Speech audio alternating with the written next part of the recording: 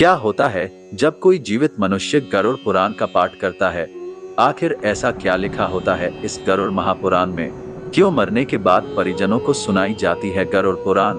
इन सारे रहस्यों को जानने के लिए इस वीडियो के अंत तक बने रहें। गरुड़ पुराण 18 पुराणों में से एक माना जाता है।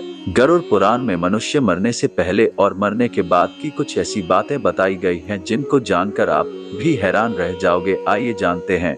उससे पहले हमारे धर्म और संस्कृति से जुड़े रहने के लिए सनातन FM 2.0 यूट्यूब चैनल को सब्सक्राइब अवश्य कर लें। गरुड़ पुराण में एक ओर जहां मौत का रहस्य है, जो दूसरी ओर जीवन का रहस्य छिपा हुआ है। गरुड़ पुराण से हमें कई तरह की शिक्षाएं मिलती है। इसमें मृत्यु के पहले और बाद की स्थिति के बारे में बताया गया है, परंतु अक्सर इस पुराण के बारे में सुनने को मिलता है कि किसी भी जीवित मनुष्य को इसे नहीं पढ़ना चाहिए। इतना ही नहीं, अधिकतर लोगों के मन में ये भय बैठा दिया गया है कि अगर कोई जीवित मनुष्य इस पुराण को पढ़ता या अपने पास रखता भी है तो उसके जीवन में हर समय अशुभ घटनाएं घटती रहती है।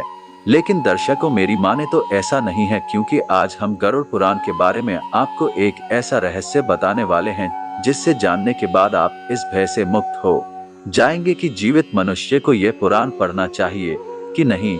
गरुड़ पुराण में भगवान विष्णु और उनके वाहन गरुड़ के बीच हुए बातों का वर्णन किया गया है।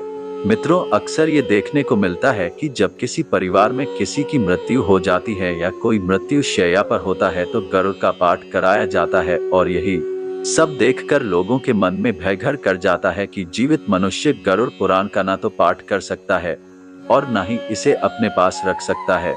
परंतु मित्रों, सच ये नहीं है, क्योंकि गरुड़ पुराण के शुरुआत में ही इसके पाठ करने से संबंधित महात्म्य के बारे बताया गया है, जिसके अनुसार यदि कोई जीवित मनुष्य अपने जीवन में इस पवित्र पुराण का पाठ करता है तो विद्या, यश, सौंदर्य, लक्ष्मी, विजय और आरोग्य आदि के विषय में ज्ञान की प्राप्ति होती है। जो मनुष्य इसका नियमित पाठ करता है या सुनता है वह सब कुछ जान जाता है और अंत में उसे स्वर्ग की प्राप्ति होती है।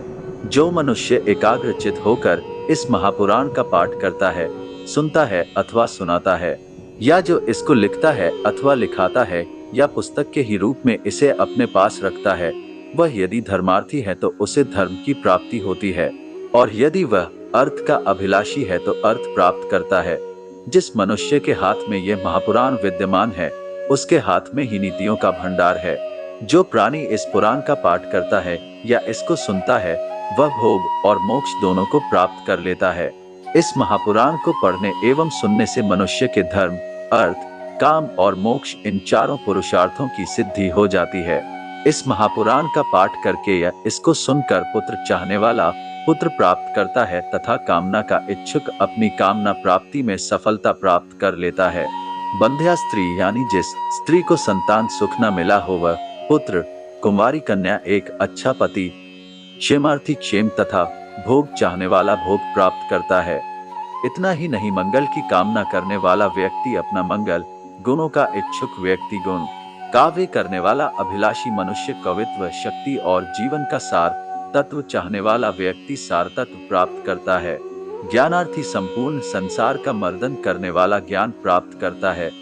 पक्षी श्रेष्ठ गरुड़ के द्वारा कहा गया है, गरुड़ महापुराण धन्य है। ये तो सबका कल्याण करने वाला है।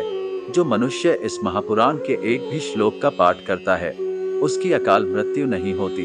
इसके मात्र आधे श्लोक का पाठ करने से निश्चित ही शत्रु का क्षय हो जाता है। विष्णु धर्म के प्रदर्शन में गरुड़ पुराण के समान दूसरा कोई भी पुराण नहीं है। ये गरुड़ पुराण बड़ा ही पवित्र और पुण्यदायक है। यह सभी पापों का विनाशक एवं सुनने वाले की समस्त कामनाओं का पूरक है। इसका सदैव श्रवण करना चाहिए। जो मनुष्य इस महापुराण को सुनता या इसका पाठ करता है, ये निष्पाप होकर यमराज की भयंकर यातनाओं को तोड़कर स्वर्ग को प्राप्त करता है। तो मित्रों, अब आप ही बताइए कि ऐसे ये कैसे संभव है कि अगर कोई मनुष्य अपने जीवन काल में इस पवित्र पुराण का नियमित पाठ करता है तो उसके साथ कोई अशुभ चीज हो। मित्रों, एक बार फिर बता दें कि ये महज एक भ्रम है और कुछ भी नहीं। इसलिए बिना किसी भय के अगर संभव हो तो इस पवित्र पुराण का नियमित पाठ करें और अपने जीवन को खुशहाल बनाएं। इस महापुराण का नियमित पाठ करने से सबसे बड़ा यह लाभ कि मनुष्य जीवन और मृत्यु के बाद होने वाले रहस्यों को बड़ी ही आसानी से समझ सकता है, क्योंकि गरुड़ पुराण में मनुष्य द्वारा जीवित रहते हुए किए जाने वाले कर्मों के बारे में बताया गया, अर्थात बताया गया है कि कौन सा कर्म अच्छा है और कौन सा बुरा। इसके अलावा इस पुराण में मृत्यु के बाद मिलाने वाली सजाओं के बारे में भी बताया गया है। यानी ये कहा जा सकता है कि इस पुराण में वर्णित बातों को यदि संपूर्ण मानव जाति खुद में आत्मसात कर ले तो एक अच्छे समाज का निर्माण किया जा सकता है।